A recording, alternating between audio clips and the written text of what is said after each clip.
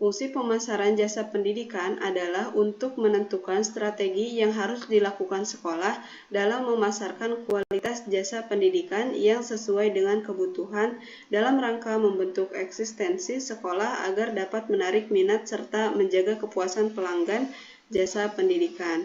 Fungsi pemasaran di lembaga pendidikan adalah untuk membentuk citra baik terhadap lembaga dan menarik minat sejumlah calon siswa.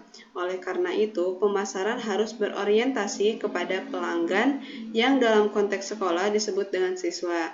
Disinilah perlunya sekolah untuk mengetahui bagaimanakah calon siswa melihat sekolah. Berikutnya ada tujuan dari pemasaran pendidikan. Sebagaimana yang dikemukakan oleh Kotler dan Fox yang pendapatnya dikutip oleh David dalam buku Pemasaran Jasa Pendidikan, dijelaskan bahwa tujuan pemasaran jasa pendidikan yaitu yang pertama adalah meningkatkan atas kepuasan pelanggan jasa pendidikan. Kedua, misi sekolah dapat dicapai dengan tingkat keberhasilan yang tinggi. 3. Meningkatkan efisiensi dalam pemasaran jasa pendidikan. Keempat, meningkatkan sumber daya pendidikan dalam menarik perhatian konsumen dan publik. Berikutnya ada elemen-elemen pemasaran pendidikan yang akan disampaikan oleh rekan saya kepada Nanda Wulandari, dipersilahkan. Oke, baik. Terima kasih kepada Jamilatul Ulfah. Selanjutnya ada elemen-elemen pemasaran pendidikan. Yang pertama itu ada produk. Hal yang paling mendasar yang akan menjadi pertimbangan preferensi pilihan bagi customer merupakan segala sesuatu yang dapat ditawarkan kepada customer yang bertujuan untuk memenuhi kebutuhan dan keinginannya. Yang kedua ada price. Elemen yang berjalan sejajar dengan mutu produk, di mana apabila mutu produk baik, maka calon siswa berani membayar lebih tinggi apabila dirasa dalam batas kejangkauan pelanggan pendidikan.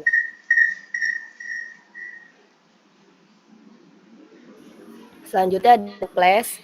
Letak lokasi sekolah mempunyai peran yang sangat penting karena lingkungan di mana jasa disampaikan merupakan bagian dari nilai dan manfaat jasa yang dipersepsikan berperan sebagai bahan pertimbangan dalam menentukan pilihan. Selanjutnya ada promotion, suatu bentuk komunikasi yaitu aktivitas pemasaran yang berusaha menyebarkan informasi, mempengaruhi atau membujuk, atau mengingatkan pasar sasaran atas lembaga dan produknya agar bersedia menerima, membeli, dan loyal pada produk yang ditawarkan lembaga tersebut.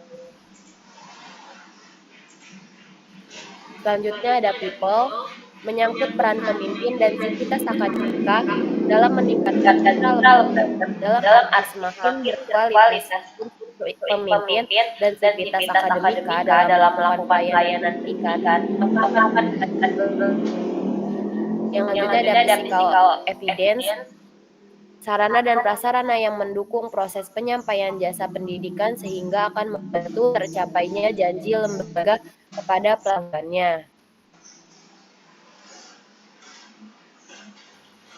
Selanjutnya, penyampaian jasa pendidikan merupakan inti dari seluruh pendidikan. Kualitas dari seluruh elemen yang menunjang proses pendidikan menjadi hal yang sangat penting untuk menentukan keberhasilan proses pembelajaran sekaligus sebagai bahan evaluasi terhadap pengelolaan lembaga pendidikan. Dan citra yang terbentuk akan membentuk circle dalam merekrut pelanggan pendidikan. Selanjutnya ada strategi pemasaran pendidikan. Yang pertama ada identifikasi pasar, yaitu sebuah penelitian yang dilakukan untuk mengetahui kondisi dan ekspektasi pasar termasuk atribut-atribut pendidikan yang menjadi kepentingan konsumen pendidikan. Selanjutnya segmentasi pasar dan positioning, yaitu membagi pasar menjadi kelompok pembeli yang dibedakan berdasarkan kebutuhan, karakteristik, atau tingkah laku yang mungkin membutuhkan produk yang berbeda. Sedangkan positioning ada karakteristik pembedaan produk yang nyata yang memudahkan konsumen untuk membedakan produk jasa antara satu lembaga dengan lembaga lainnya. Selanjutnya ada diferensiasi produk. Melakukan diferensiasi merupakan cara yang efektif dalam mencari perhatian pasar. Strategi ini adalah strategi yang memberikan penawaran yang berbeda dibandingkan penawaran yang diberikan oleh kompetitor. Komunikasi pemasaran yaitu publikasi prestasi oleh media independen seperti berita dalam media massa. Selanjutnya ada pelayanan sekolah. Hal ini terlihat sebagai apa yang diharapkan konsumen. Kesenjangan yang sering terjadi adalah adanya perbedaan persepsi kualitas dan atribut jasa pendidikan.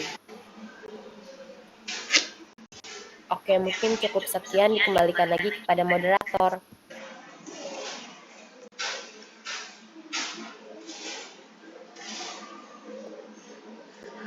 Baik, demikianlah pemaparan materi dari kelompok 12 mengenai pemasaran pendidikan.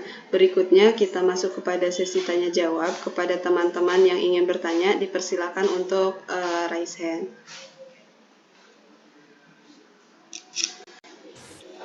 Oke, mungkin yang pertama boleh dari Anissa Febiani.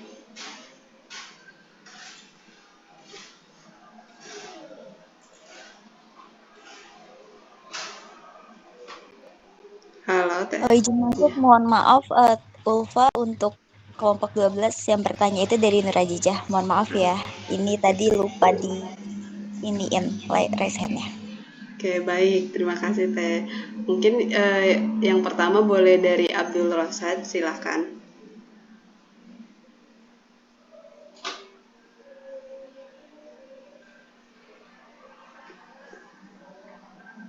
Mohon maaf Ulfa, ini dari ya tadi di resign.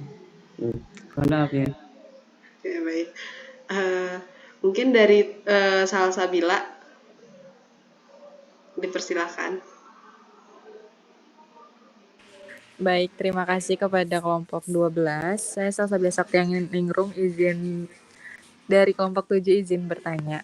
Bagaimana strategi pemasaran yang efektif untuk menarik perhatian calon peserta didik baru? Terima kasih. Oke, terima kasih. Dilanjutkan oleh Dwi Safira.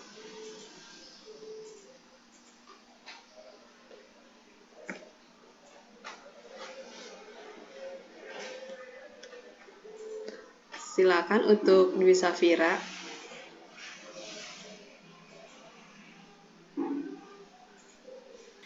Baik, terima kasih untuk kelompok 12. Sebelum perkenalkan, saya Dwi Safira dari kelompok 3. Gimana sih tahapan-tahapan pemasaran pendidikan yang kalian ketahui? Terima kasih. Terima kasih kepada Dwi Safira. Dilanjutkan oleh Rahmanda. Baik, terima kasih untuk kelompok 12. Saya Rahmanda Putri dari kelompok 2 izin bertanya.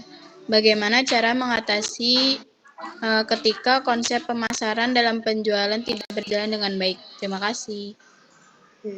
Terima kasih. Dilanjutkan oleh Susilawati. Baik, terima kasih sebelumnya kepada kelompok 12. Saya Susilawati dari kelompok 11, izin bertanya. Tadi kan disebut ya oleh Wulan terkait elemen-elemen yang pendukung pemasaran ini ya, jasa pendidikan.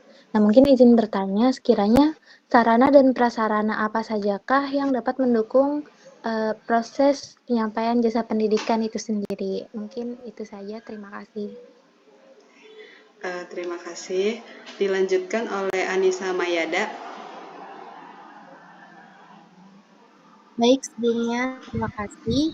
Saya Anissa Mayada dari kelompok 4, izin bertanya, bagaimana sekolah dapat mengidentifikasi kebutuhan spesifik pasar dalam konteks pendidikan untuk menyesuaikan strategi pemasaran agar sesuai dengan ekspektasi konsumen atau calon peserta didik. Terima kasih.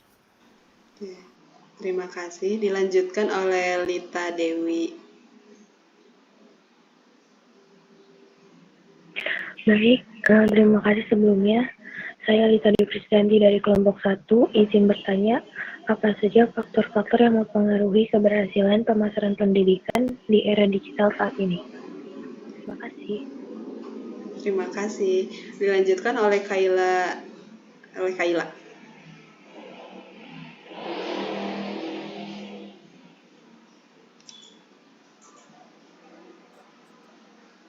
Terima kasih kepada Ulfa telah memperkenankan saya untuk bertanya.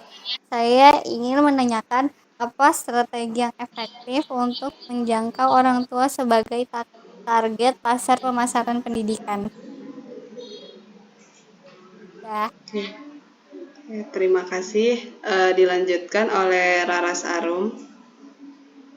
Baik, izin masuk. Saya Raras Arum dari kelompok 5. Izin bertanya, bagaimana memanfaatkan media sosial secara efektif dalam pemasaran pendidikan untuk mencapai audiens yang lebih luas? Terima kasih. Terima kasih. Dilanjutkan lagi oleh Nur Azijah. Iya, terima kasih kepada kelompok 12. Perkenalkan, saya Nur Azhar Khalifah dari dari kelompok 8. Izin bertanya, bagaimana cara mengukur keberhasilan pemasaran pendidikan? Terima kasih. Oke, terima kasih. Dilanjutkan kepada Skartika. Dipersilakan. Ya baik, saya Sekar dari kelompok 9 kepada kelompok 12. Dalam menghadapi persaingan yang semakin ketat, bagaimana strategi pemasaran pendidikan lembaga dari pesaingnya dan menonjolkan nilai unik yang ditawarkan? Pertanyaan dari saya, terima kasih. Oke, terima kasih kepada teman-teman yang sudah mengajukan pertanyaannya. Izinkan kami dari kelompok 12 untuk berdiskusi agar dapat menjawab pertanyaan dari teman-teman. Untuk selanjutnya, mungkin bisa dilanjutkan oleh kelompok 11 terlebih dahulu untuk menjawab pertanyaan-pertanyaan yang telah diajukan kepada kelompok 11.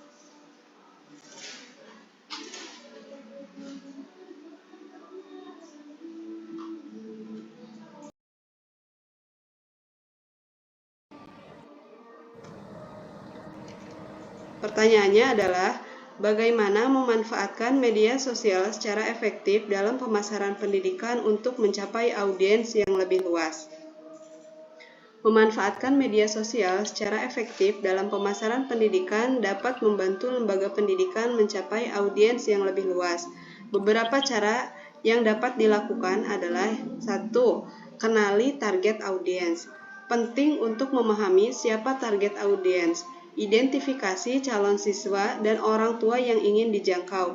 Pahami demografi, minat, kebutuhan, dan preferensi mereka. Hal ini membantu mengembangkan konten dan strategi yang sesuai. Yang kedua, pilih platform yang tepat. Ada banyak platform media sosial yang berbeda seperti Facebook, Instagram, Twitter, dan YouTube. Pilih platform yang paling relevan dan populer di kalangan target audiens. Misalnya, jika ingin menjangkau siswa SMA, bisa menggunakan YouTube ataupun Instagram. Yang ketiga adalah konsisten dengan branding. Pastikan profil dan konten konsisten dengan identitas merek lembaga pendidikan.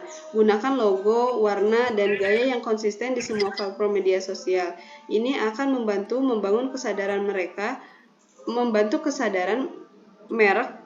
yang kuat dan mudah dikenali. Keempat, gunakan konten yang menarik. Untuk menarik perhatian target audiens, buat konten yang menarik dan bermanfaat. Postingkan artikel blog, video tutorial, infografis, atau gambar yang relevan dengan topik pendidikan. Pastikan konten ini informatif, berbagi tips, panduan studi, atau berita terkini dalam industri pendidikan. Demikianlah untuk jawaban dari pertanyaan yang diajukan oleh kelompok 5. Untuk pertanyaan berikutnya akan dijawab oleh rekan saya, yaitu Nanda Wulandari. Kepadanya dipersilahkan. Ya, silakan Nanda. Ya, di sini saya akan menjawab pertanyaan dari kelompok 7 yang diajukan oleh Nadia Tifal. Bagaimana strategi pemasaran yang efektif untuk menarik perhatian calon peserta didik yang baru? Yang pertama itu dengan cara pemahaman target. Yang kedua, branding yang kuat. Yang ketiga, website yang menarik dan responsif. Selanjutnya, konten berkualitas tinggi. Selanjutnya, pemanfaatan media sosial. Yang keenam, pemasaran konten. Yang ketujuh, video pemasaran. Yang kedelapan, kemitraan lokal. Yang kesembilan, program open house dan tur sekolah. Yang ke-10, program referensi dan diskon. Yang ke-11, testimoni dan cerita sukses. Yang ke-12, pengiklanan terarah. Yang ke-13, keikutsertaan dalam pameran pendidikan. Dan yang terakhir, pertukaran pengetahuan. Mungkin cukup untuk jawaban dari kelompok 7. Terima kasih.